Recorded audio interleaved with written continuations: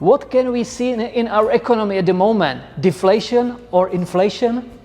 This video is based on the great Twitter thread by Preston Pish. Inflation. Central banks are aggressively inflating fiat monetary base. Since 2008, US Federal Reserve expanded their balance sheet from 0.7 trillion US dollars to 7.1 trillion, not billion, trillion US dollars. That means they have inflated the supply of currency by 21.9% every year for 11 years. Well, then why haven't we seen consumer price index inflation? That's easy, because they buy financial assets with that freshly printed money. Bonds are purchased off the open market and freshly printed cash is supplied into the economy. The problem is that the money goes straight into the hands of the people holding assets, and only a little bit of that money goes into the lower income sections of the economy. But the majority of the people exist there. So wealthy people benefit from this. Freshly created money are inflating their assets and they are getting richer.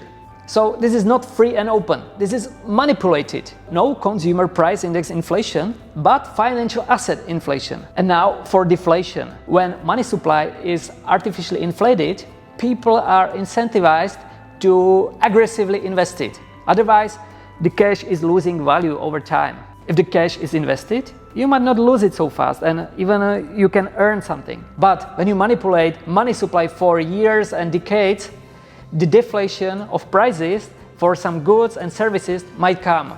Remember, the newly printed money is bidding asset prices, so the gap between poor and wealthy will expand. If a majority of people cannot afford goods and services, the demand for the goods and services goes down. If the demand for the goods and services goes down, the price must follow it. The opposite is happening with the prices of goods which are absolutely essential for the life, like prices of goods, healthcare, education. So we are seeing price deflation of non-essential goods and services, and we are seeing price inflation of essential goods and services. So why is the Fed inflating the money supply? Because they have to. Right now, the money they are printing and inserting into the system are not getting to the masses. This is why the velocity of money continues to decline in the system. Low velocity means that money are not changing hands in the economy.